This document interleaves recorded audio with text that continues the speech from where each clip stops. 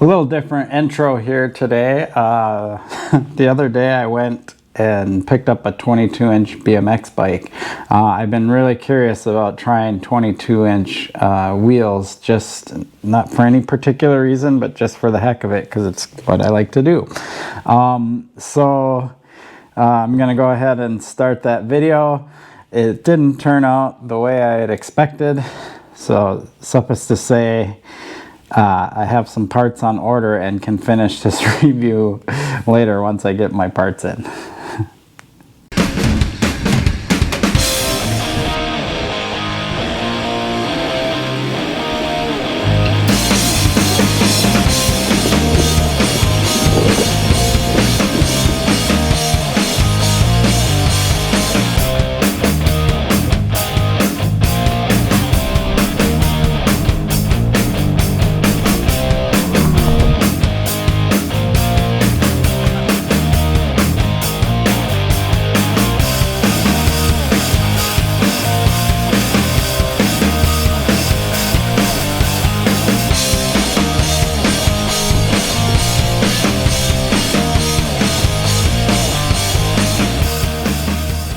Dude, it freaking fits. Whoever said minivans aren't cool. Hello, welcome. Today we're going on a little mission. I saw somebody post up on Facebook that they had a 22-inch BMX bike available. So I thought, wow, I haven't ridden a 22-inch before and I've always been wanting to try one. And it was a Fit model. The Fit is a brand made by S&M, and a 2019 model, and it was only $350. And I thought, for $350, why wouldn't I want to try this bike out? And I can decide if I like it or not. And if I like it, I will probably pursue 22-inch BMX. If I don't like it, I'll probably sell it, or better yet, give it away on my channel. We'll see. So yeah, it's a little road trip, about an hour's drive to meet with the guy, do the exchange. Once I get the bike, I'll go over the bike with you and maybe give it a little quick spin if it doesn't rain today, and see how I like it. All right. Headed back home now. I picked up the bike, $350 for a Fit 22-inch bike. Looked it over. I mean, it's in pristine condition for $350. It's chrome. It's sitting back there. I can't tell if you can fully see it or not because I gotta pay attention to driving. But I'm pretty stoked about this. When I get home, I'll go ahead and we'll go over the bike, and I'll do some adjustments to it. Something really important that whenever you pick up a bike from somebody, make sure you check all the bolts and everything, make sure everything's tight. You don't want to get on it and, you know, do a jump or hop or some kind of trick and have something come loose on you and make you crash and hurt yourself. So I'm just gonna go over the bike, make sure, I think the bars need to be pulled back a little bit more, stuff like that for me. And then we're good to go. I'll ride it. Maybe I'll hit my jump a couple times. I know there's rain forecasted, but I think I'll be home and be able to ride a little bit before the rain hits. So let's check this thing out and see what a 22-inch BMX bike feels like. I've never ridden one. I've heard lots of praise about them, so guess we'll find out. See you in a bit. All right, finally home. There it is. 22-inch BMX bike. Let's get it out of the van because I can't do it with one hand and hold the GoPro with the other. All right, let's take a look at it. Here it is.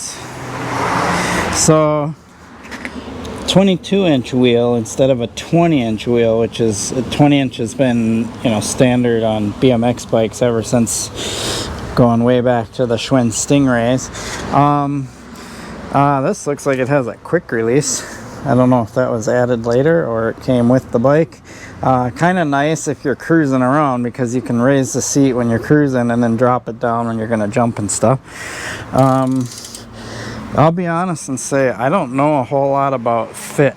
I know that Fit is owned by S&M, and I believe this is kind of like their Taiwan side of the business, or their complete bike side of the business. I know if you buy some of just their frames, they have a few USA made frames, just like their S&M frames, but for the most part the Fit complete bikes are made in Taiwan. So it's kind of S&M's way of being able to have a company where they can still do bikes from Taiwan, because it's very difficult to do complete bikes all US made and keep them in a decent price point, or to at least where people will buy them.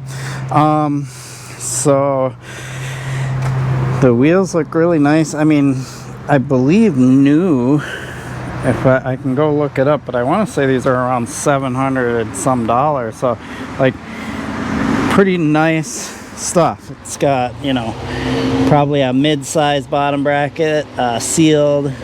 I've never seen Fit cranks before, but they look pretty neat. Pinch bolt. I'm not a huge fan of pinch bolt cranks, but whatever. Hub looks pretty decent. I don't know what kind of brakes are on it. I do know they're not set up very well because they're a really tight squeeze. But looks like a decent bike. Pivotal post. S&M. So I'll go ahead and tweak this thing. The bars need to be pulled back a little bit for my liking. Make sure everything's tight, and then I'll ride it around a little bit and give my opinion on how it feels. I'm doing this mainly out of curiosity, because I've been very curious about 22-inch BMX bikes. So I'm probably just as curious as you are to find out what this is like. And then once I get used to it, I'll take it off my jump over there. Right there. Let's do it. Okay, so I put the chesty on and just gonna ride this around a little bit.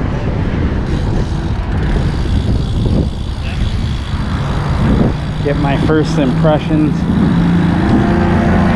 Like right away, the bike feels big. Like, it's funny because it's only 2 inches bigger in wheel size, but I think the frame's quite a bit longer. Definitely feels big. Kind of funny. Feels bigger than my 26-inch DJ bike, which is the Haro.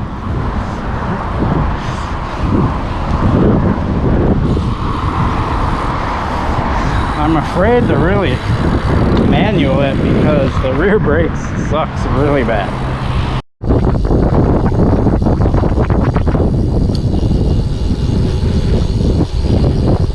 Like, these brakes suck.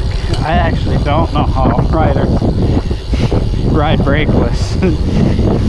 I'm like scared to ride with shitty brakes. So now I'm gonna cruise over to an area I like for manualing.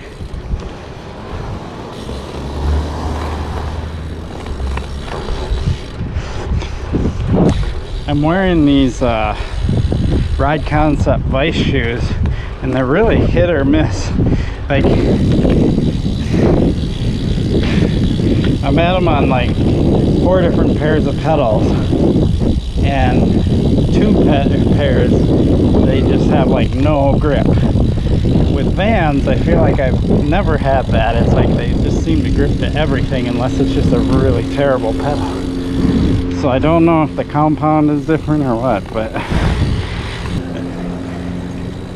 okay, I came down to my favorite little manual spot because this road here is just really smooth and flat. Oh, that wasn't too bad. I'm a little worried because the brake really sucks, and that's like my My last resort to save my ass. Oh. Yeah, I'm a little afraid to push it with the brake. I have to put different pads on or something. But manual's pretty nice. Like, the bigger the wheel, it's a little bit harder to get into the manual, but once you're in there, the balance point is bigger. All right, let's open up my new gate here. Sweet. I love this setup. Boom, ready to jump. Let's get to it. Very curious to know why I can't get these brakes to work. I tried 3 different sets of pads and now I'm running clear pads and the brakes still don't work. So I just don't want to die.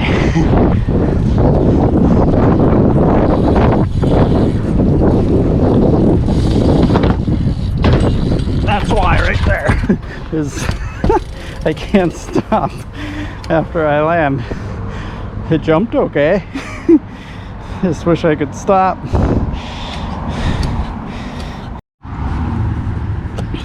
I'm wearing the chesty while I'm doing all this maintenance. So I decided to get some rubbing alcohol and rub it and see if I can clean the rims some, because I have to be able to stop at least somewhat. And maybe these rims, you know, they're like silver polished or something. I'm used to painted rims or chrome rims, and these are like neither. There's a lot of black crap on there, so let's hope that gives me some break so I don't die. Clear pads, clean the rims, and the brakes still don't work.